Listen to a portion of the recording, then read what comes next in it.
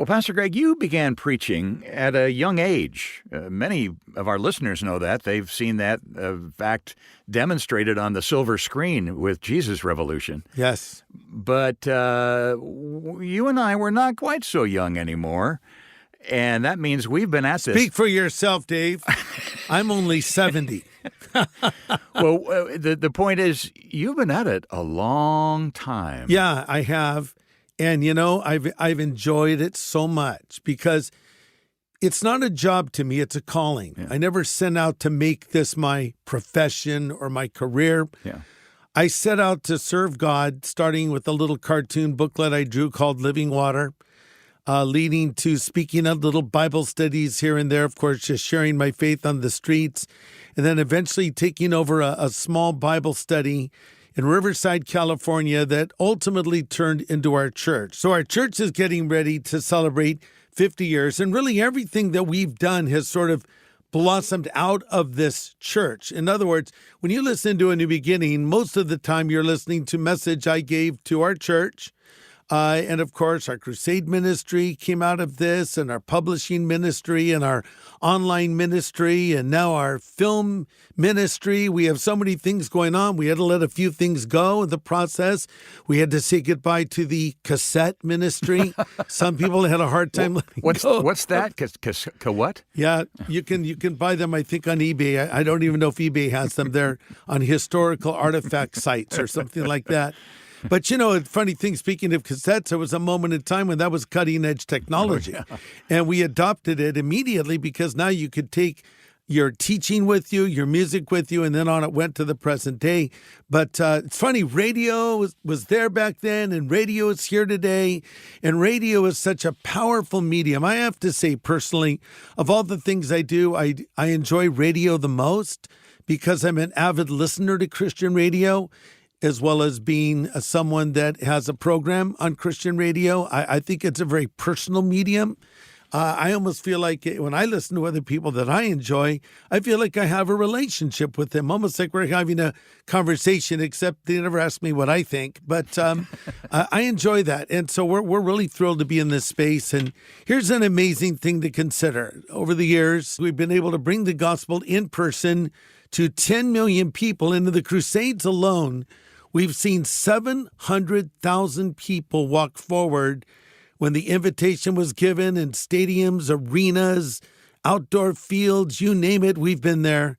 But when we put all the numbers together of A New Beginning Radio and of our television ministry and online ministry, that number is well over 1 million people. Wow. Now, I'd say they've made a profession of faith. Are they all Christians? I would not think necessarily so.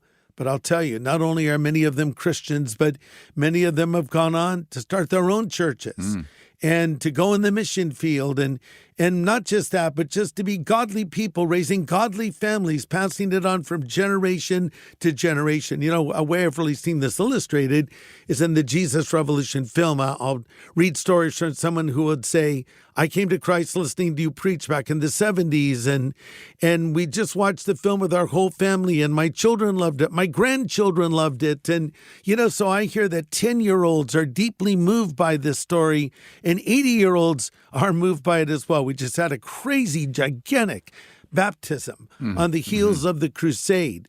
20,000 people showed up. They stood in a line that was estimated to be a half-mile long to be baptized. And when it was all said and done, we baptized 4,500 people, making it the largest baptism in American history. So here's what we're really thankful for, Dave. We thank God for our past. So much to celebrate. But we thank God for our present because God is at work and we're having really the most productive days of ministry right now, new doors opening up. And we thank God for the future because there are many other opportunities, and we want to, as the Bible says, work while it is the day because the night is coming when no man can work. Well, you mentioned the future. Yeah. What are the plans for the future? Well, we've got all kinds of irons in the fire. We're always looking at live events. There'll certainly be another Harvest Crusade in Southern California. We have invitations from multiple cities that we're considering right now. Our online ministry is continuing to touch many people. We're doing even more to improve that. Our television ministry is expanding. We've been doing something that we call 1-minute messages that have aired on CNN and Fox News, where I basically share the gospel in 1 minute. We've had amazing response to that. And listen to this, Dave. We're getting into animation. And, as I mentioned earlier, I started out as a cartoonist. Yeah. My sole aspiration in life was to have a cartoon strip, and I loved animation. And so that's how I got into ministry. But I've taken these two characters named Ben Born Again and Yellow Dog. Now, he's had this dog forever. I've been drawing this dog since elementary school. He's had multiple names. He was Herman. I think he was T-Bone for a while. And I just recently decided to call him Yellow Dog. Now, I know you can't see animation, but you can hear it. So what you're about to see is Ben Born Again introducing himself, and then Yellow Dog enters the scene, and they have this conversation together. By the way, they're at the beach. What's up? I'm Ben Born Again. Get it? It's a play on words. As in, I've been born again. Huh? What does that even mean? Oh, sorry. I forgot to introduce you to my buddy, Yellow Dog. Yellow Dog? Why did you even name me that? Dude, because you're yellow and you are a dog. It's a cool name. Oh. I see. So, what do you mean you've been born again? Well, wait till our next adventure for the answer. But I'll give you a hint. It's in John chapter 3. Oh, yeah. What is John chapter 3? Watch for the adventures of Ben Born Again and Yellow Dog from Greg Laurie. Coming soon. We're also working on films.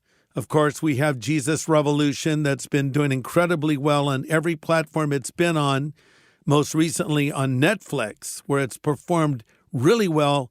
And Netflix has an audience of 75 million people in the United States. And Jesus Revolution immediately started trending on their website. So we're thankful for that. We're working on other film projects. And we have some other exciting things in the future that people are going to really love. You'll have to trust me on this. Well, as you mentioned, Harvest Ministries is turning 50 years old this year. Yes. Looking back, what are the things that make this Thanksgiving season particularly profound for you? Well, I would say the faithfulness of God. We've had our twists and turns. We've had our storms. We've had our challenges, along with our blessings. And one thing I can say is God has always been faithful, and I have found his word is true. And I have found that he honors it when we have taken bold steps of faith. There have been a few moments in our history where we went way beyond our comfort zone and did something where I would describe it as betting the farm. Example, Harvest America, 2016 at the AT&T Stadium in Texas. Now, I have to tell you that that's a big place. It seats upwards of 100,000. I was filled with fear and trepidation as the event was finally ready to happen, but much to our delight and surprise, not only did we fill it, there was overflow crowds. We had 100,000 people there. And we had people listening in and watching it from all around the United States, in churches and movie theaters and in various venues and backyards. We did a little research on it, and we discovered that it was the largest single live one-day evangelistic event in human history. So those are two milestones. That in 2016, the baptism we just did in 2023. So, God has been faithful, Dave, and I think that we should never rest on our laurels. And we should never settle for mediocrity. If you see anything that's working anywhere, if there's a restaurant you love to go to or you have some other place you'd like to visit and you're always so impressed by it, that's because they're working at it. When you take your hand off the wheel, it defaults to mediocrity. So we're always trying to innovate. We're trying to be creative, but doing so while remaining true to our core mission. Our mission statement is knowing God and making him known. My job is simple. I'm not a politician. I'm not a political pundit. I'm not a social activist. I'm not a comedian, though I attempt to be at times. I'm not a life coach.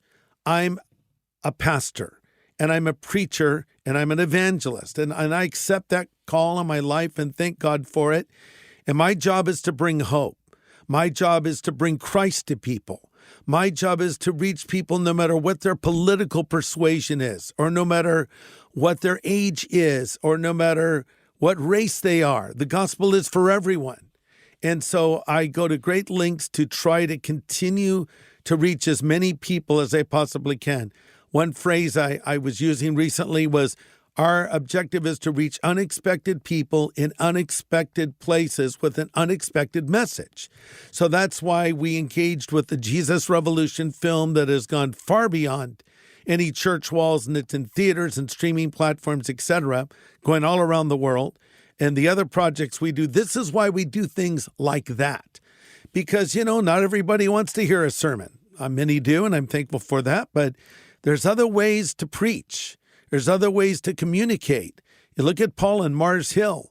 He went into this secular environment and stood up there at the Areopagus, which was the place where all the philosophers would meet there in Athens, Greece. And he built a bridge to that audience. They worshiped all these false gods. He could have got up there and said, you're a bunch of pagans and you're all going to hell. Without it being technically true, probably so. But instead, Paul took time to assess the culture.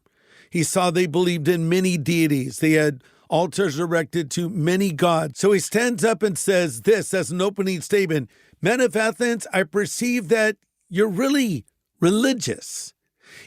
Well, that was a kind way of saying you worship many gods. If we were to say something today, we might say, hey, I see you're really into spirituality. Yeah. So you have all of these altars erected to various gods, but I noticed you had one erected to a deity that was unknown, and you called it to the unknown God. That's the one I want to talk to you about today. See, that's called building a bridge. That's called penetrating culture.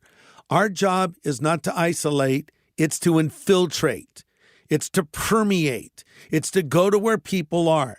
Jesus did not say that the whole world should go to church, but he did say the church should go to the whole world. So just know this, when you support our ministry, and I thank God for all of you that are Harvest partners and those that give to us faithfully on a regular basis, I want to say thank you and assure you that we will always do our best to not default to mediocrity, but to continue to find new ways to reach new people in new places, unexpected people in unexpected places with the unexpected message of the gospel.